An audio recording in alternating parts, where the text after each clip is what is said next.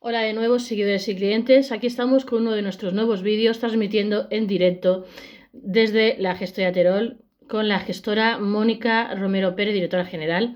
Hoy, 19 de abril de 2023 a las 18:10. No olvidéis de contactar con nosotros como cliente fijo por un año más, desde 60 euros si sois empresarios o autónomos y queréis que vuestro negocio o empresa mejore, con descuentos y regalos, con la garantía de calidad y con el mejor trato y rapidez. Si quieres que tu negocio o empresa mejore, si eres empresario autónomo, no olvides de contar con la Gestoría Terol. Gestoría Terol siempre la última en leyes. Podéis seguirnos en nuestros canales de Facebook, Instagram, Twitter, LinkedIn, Google Ads y nuestros canales de YouTube, Gestoría Terol y Pareja Ideal, a los que podéis suscribiros, darle like, darle a la campanilla y subirnos a todas vuestras redes sociales, que lo agradeceremos mucho. No olvidéis de suscribiros para estar bien informados si sois empresarios y autónomos y no olvidéis también de haceros clientes de la Gestoría Terol si sois empresarios autónomos y queréis que vuestro negocio o empresa mejore. 646-021-399 nuestro WhatsApp, lunes a viernes de oficina. Pedís siempre cita, sin cita no atendemos. O nuestros correos electrónicos monipe1978@gmail.com o monipe1978@gmail.com. Hoy vamos a hablar de Hacienda pide a los autónomos que declaren como ganancia los intereses de demora que les ha pagado la administración. El Supremo ha cambiado de criterio respecto a su exención. Los autónomos que durante el año pasado recibirán un ingreso en concepto de interés de demora por parte de cualquier administración también deberán incluirlo en la renta como una ganancia patrimonial tributando en el IRPF. Los autónomos deberán incluir como una ganancia patrimonial en sus declaraciones de renta los intereses de demora que reciben cuando una administración pública se retrasan sus pagos. Así lo ha confirmado a este diario la agencia tributaria, después de una sentencia del Tribunal Supremo que cambia el criterio existente hasta la fecha, cuando estas devoluciones no estaban sujetas al impuesto sobre la renta de las personas físicas y IRPF.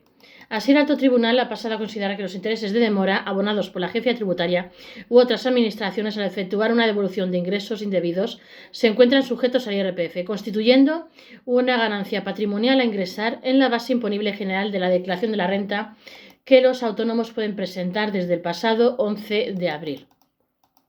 Los autónomos pagarán en 2023 un 8% más de intereses si aplazan sus deudas con Hacienda.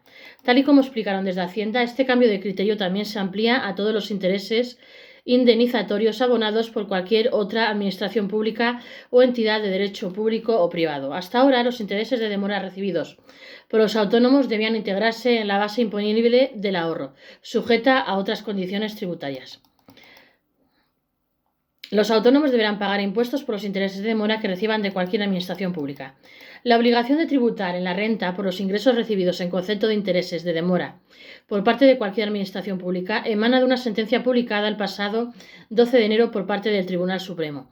Se trata de un cambio de criterio con respecto a la propia doctrina del alto tribunal, que en 2020 estableció que este tipo de ingresos no debían estar sujetos al IRPF. Así, el fallo afirma lo siguiente: los intereses de demora abonados por la agencia tributaria al efectuar una devolución de ingresos indebidos se encuentran sujetos y no exentos del impuesto sobre la renta, constituyendo una ganancia patrimonial que constituye renta general, de conformidad con lo dispuesto en la Ley del Impuesto sobre la Renta de las Personas Físicas IRPF, interpretado a sensu contrario.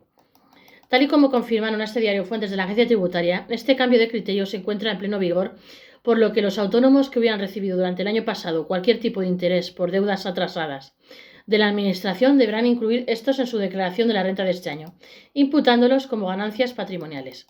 La justificación del Tribunal Supremo en este caso es la consideración de que los intereses de demora tienen una naturaleza exclusivamente indemnizatoria, obviando la tradicionalmente aceptada de estos intereses como mero resarcimiento del coste financiero asociado a la deuda tributaria. Según se explica aquí desde la gestoría hemos explicado.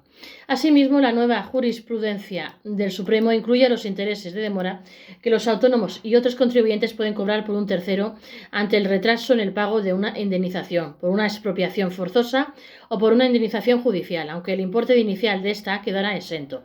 En todos los casos, los intereses percibidos deberán declararse como ganancia patrimonial.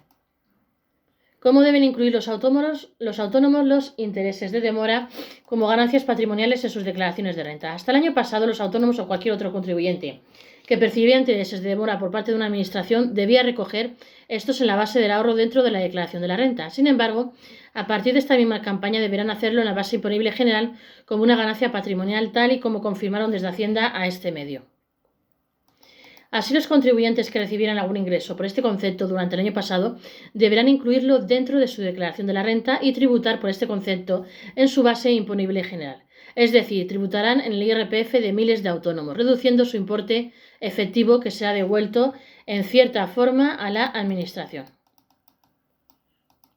Se trata de los intereses de demora cobrados por circunstancias ajenas a la actividad económica.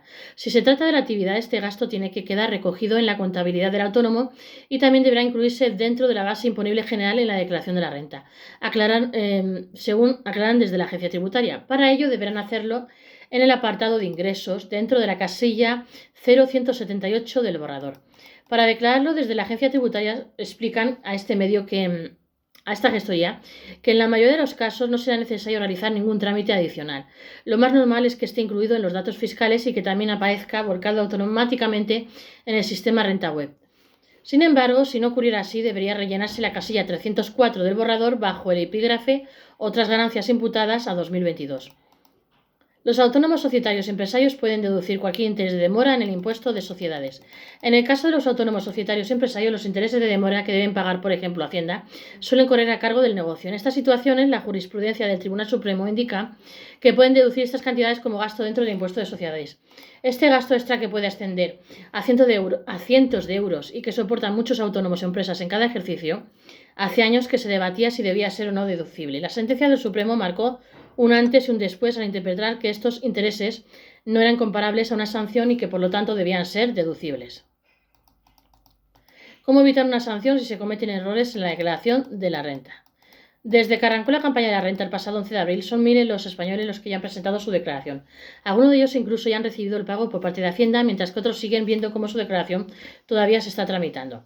Aunque la declaración de la renta es una práctica habitual para la mayoría de los contribuyentes, equivocarse durante su presentación es algo también muy común, especialmente entre los trabajadores por cuenta propia, ya que tienen que presentar más documentos para justificar su actividad y sus retenciones varían en función de sus facturas. La agencia tributaria permite modificar las omisiones o errores cometidos en la declaración de la renta, algo que, en palabras de la experta consultada, puede hacerse mediante una declaración complementaria o una declaración rectificativa. La principal diferencia entre ambas es el tipo de equivocación. Si los errores causan perjuicio a la agencia tributaria, deberá hacerse una declaración complementaria. En el caso de que los errores cometidos causen perjuicio al contribuyente, es decir, a la persona que presenta la declaración, se deberá hacer una declaración rectificativa, según se explica. Hacienda se une a la inteligencia artificial y permite a los autónomos usar un asistente virtual para hacer la renta.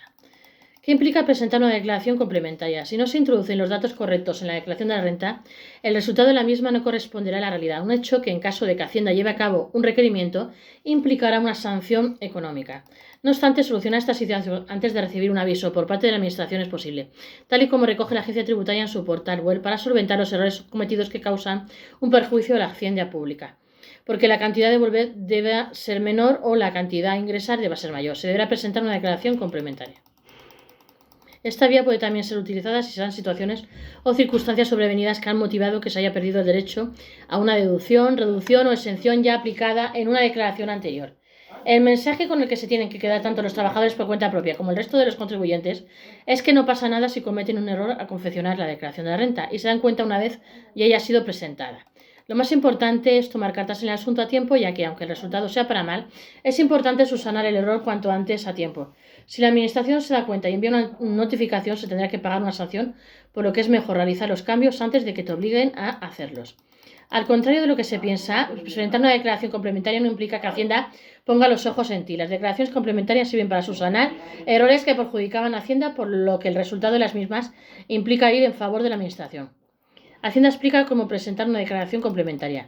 Tal y como explica la agencia tributaria a través de su página web, la declaración complementaria puede presentarse igual que la declaración de renta a través de la renta web, accediendo nuevamente al expediente desde el servicio de tramitación de borrador o declaración renta web.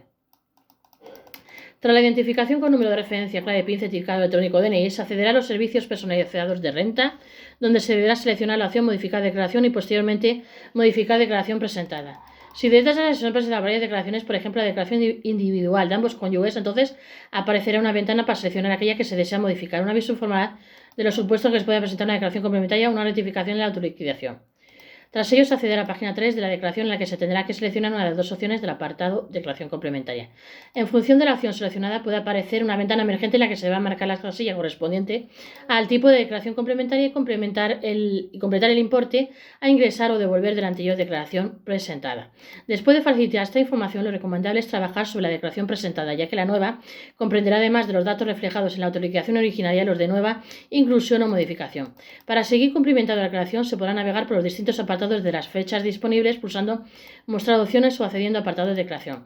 Tras este procedimiento se restará el resultado de la autoliquidación complementaria presentada, el importe que se ingresó en la originaria con errores u omisiones. Si esta fue positiva, o bien se sumará la devolución percibida si resultó devolver.